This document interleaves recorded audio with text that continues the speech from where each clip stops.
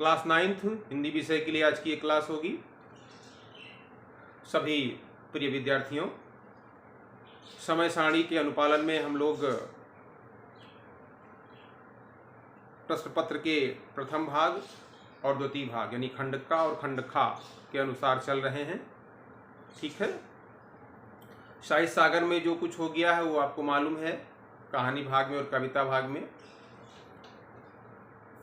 आज हम आपको व्याकरण की तरफ ले चलते हैं और व्याकरण में आज हम पढ़ेंगे पत्र लेखन यानी लेटर राइटिंग। ठीक है, तो दो प्रकार के पत्र आज को हम आपको बताएंगे और मैंने प्रारूप और लिखने का ढंग आपको पिछले पत्रों में बताया था, उसी तरह से आगे हम आपको बताते रहेंगे। ठीक है, तो आज जो है दो प्रकार के पत्र और दो प्रकार के पत्रों के जो विषय हैं, जो टॉपिक हैं, वो हम आपको बता रहे हैं। पहला टॉपिक है व्यक्तिगत पत्र से संबंधित है। व्यक्तिगत पत्र, पर्सनल लेटर ना, जो सगे संबंधियों को लिखा जाने वाला पत्र है। तो पहला पत्र जिसका विषय होगा, अपने छोटे भाई या छोटी बहन को पत्र लिखकर बताइए कि वह ऑनलाइन कक्षाओं के दौरान किस प्रकार से पढ़ाई लिखाई करे। अपने छोटे भाई या छोटी बहन को पत्र लिखकर बताइए कि इस समय जो ऑनलाइन कक्षाएं चल रही हैं उस दौरान उसे अपनी पढ़ाई लिखाई को किस तरह से सुव्यवस्थित करना है। ठीक है, तो और इसी वक्त दूसरा पत्र भी लिख लीजिए, फिर मैं बताता हूँ। कार्यालय पत्र ना, अपने क्षेत्र के उप डाकघर के पोस्टमास्टर के नाम एक शिकायती पत्र लिखना है, जिसमें इलाके के डाकिये की लापरवाही के संबंध में शिकायत दर्ज कराई गई हो ना। अपने इलाके के डाकिये की शिकायत उप डाकघर के पोस्टमास्टर से करिए, जिसमें उसकी लापरवाही का जिक्र आया हो, है ना। तो ये दो प्रकार के पत्र हैं। पहला पत्र है व्यक्तिगत पत्र, उसका लिखने का तरीका मैंने बताया था आपको, है ना। तो ये जो प्रारूप के पॉइंट्स मैंने आपको बताए थे, पहला पता लिखा जाएगा, दूसरे में तिथि लिखी जाएगी, तीसरे में संबोधन होगा, चौथे में अभिवादन होगा, पांचवें में पत्र निकाय होगा और छठे में अभिनिवेदन होगा। तो पहला पॉइंट अपना पता लिखना है। सबको अपना पता मालूम है ना। जहाँ से आप पत्र लिख रहे हैं वहीं का पता आपको लिखना होता है। नंबर 2 पर तिथि आ जाती है, डेट हम डालेंगे। जिस दिन हम पत्र लिख रहे हैं उस दिन की डेट हम लिखते हैं। तीसरे में हम संबोधन करते हैं। छोटे भाई या छोटी बहन को लिखना है। अगर छोटे भाई को लिखते हो तो प्रिय, अब जो भी उसका नाम हो, प्रिय राजू, प्रिय सोमू, प्रिय विकास, कामा, शुभ आशीष, शुभ आशीर्वाद, शुभाशीष या शुभ आशीर्वाद, शुभाशीर्वाद। अगर एक में लिखोगे तो शुभाशीर्वाद, है ना, या शुभ, अगर अलग तो लिखते हो तो शुभ आशीर्वाद, शुभाशीष या शुभ आशीष, या प्रसन्न रहो, खुश रहो, है ना, ये अभिवादन हो जाता है ना। अगर बहन के लिए, छोटी बहन के लिए लिखते हो तो प्रिय रिंकी, प्रिय टिंकी, प्रिय मिंकी, प्रिय चिंकी, जो भी नाम है उसका, या बढ़िया सा नाम प्रिय अंकिता, प्रिय सुचिता, है ना, प्रिय रागिनी, कौमा, खुश रहो, प्रसन्न रहो, शुभ आशीर्वाद, शुभ आशीष, है ना। इस तरह से ये अभिवादन हो जाएगा, है ना। फिर हम आते हैं पत्र निकाय की तरफ।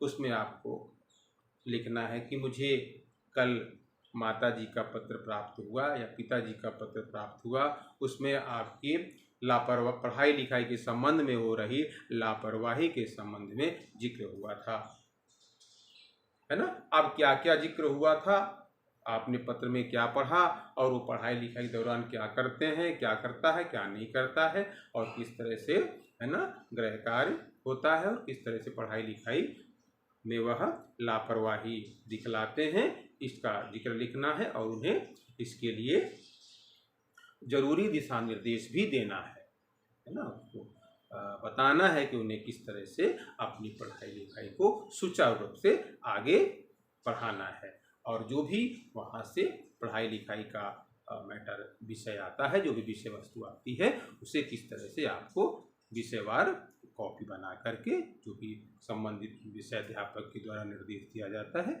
उसका आपको पूरी तरह से पालन करना है ना। और इस तरह से मुझे विश्वास है कि तुम मेरी बात पर गौर करोगे और मन लगाकर अपनी पढ़ाई लिखाई करोगे, ठीक। और माता जी एवं पिताजी को सादर चरण स्पर्श, ये हो गया। इसी के साथ आपका पत्र समाप्त हो गया, जो पत्र निकाय का मैटर था।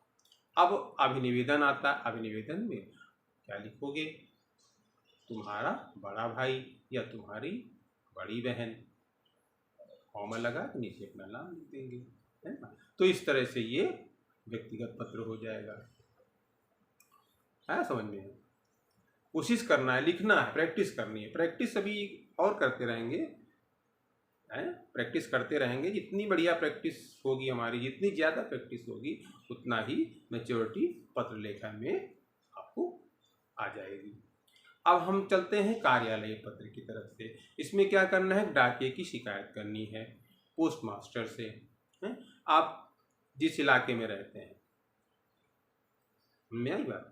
तो पहले नंबर पर हम वही चीज़ अपना पता लिखते हैं, दूसरे नंबर पर तिथि की तरफ जाते हैं, ठीक है।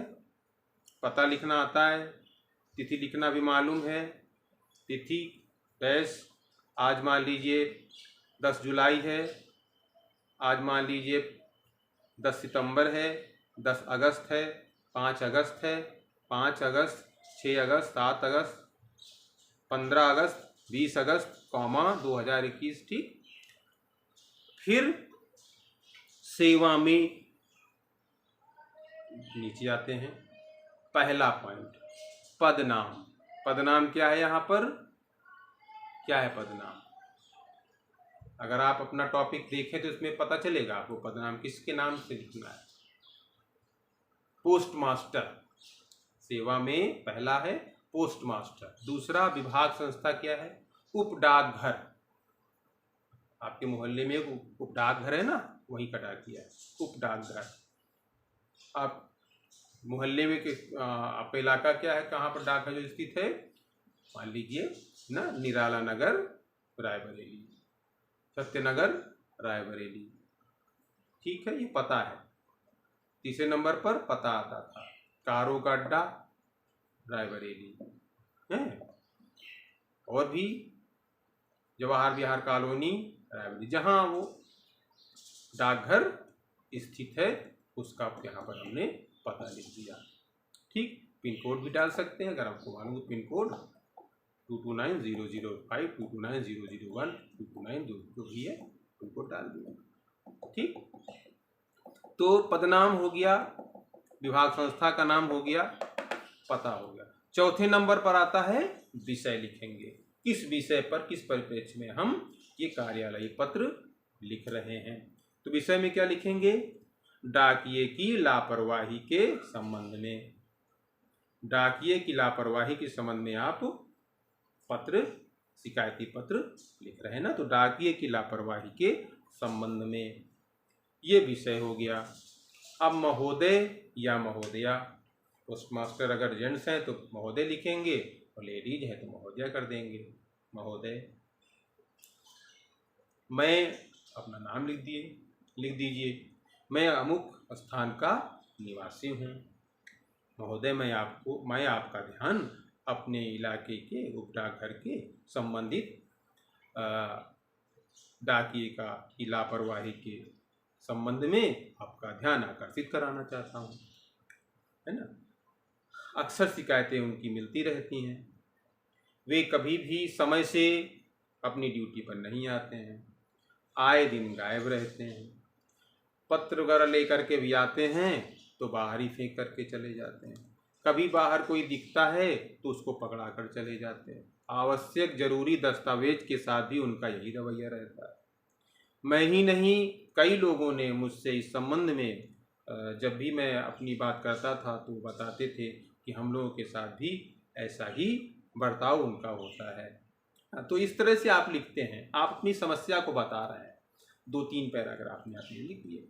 महोदय, मुझे विश्वास है कि आप हमारी इस शिकायत को गंभीरता से लेकर के अविलंब इस संबंध में उचित कार्रवाई करने की कृपा करेंगे।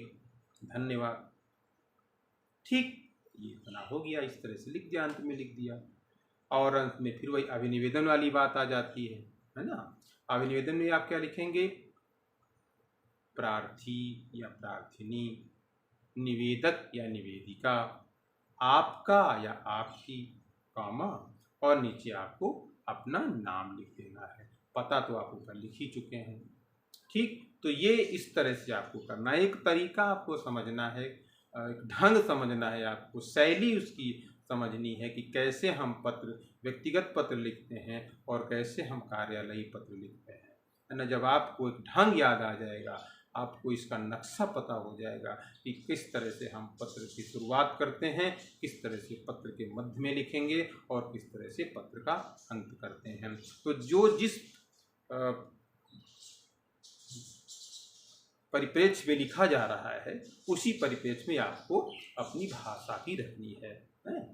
अब जैसे समझाने वाली बात थी, तो उसमें समझाने के लिए आपको प्यार से समझाने की जरूरत है ना।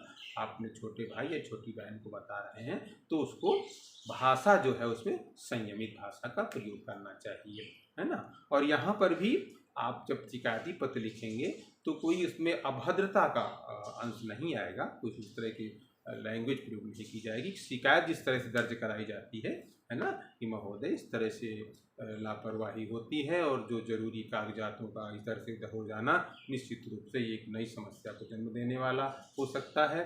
और हम लोग कई बार व्यक्तिगत रूप से आपसे उनसे मिल करके मैंने अपनी बात बताई, लेकिन उन्होंने इसको गंभीरता से नहीं लिया, इसलिए विवश होकर के मुझे आपके पास ये शिकायत लेकर के आना पड़ा, है ना। इस तरह से दर्ज करानी पड़ी। ठीक है, तो आप अपने स्तर से अपने विभागीय अधिकारियों के साथ, कर्मचारियों के साथ जिस तरह से आपका अपना तालमेल है, आप उसको उसी अनुसार व्यवस्था बना करके और इस समस्या को निजात दिलाने की कृपा करें, समस्या से निजात दिलाने की कृपा करें, है ना। इस तरह से धन्यवाद। ठीक, तो इस तरह से थोड़ी भाषा को मतलब विनम्रतापूर्वक, शिकायत भी करनी है तो विनम्रतापूर्वक करनी है, ताकि आपको लेकर के इसी प्रकार का कोई उनके मन में, है ना, उस तरह की भावना ना आने पाए।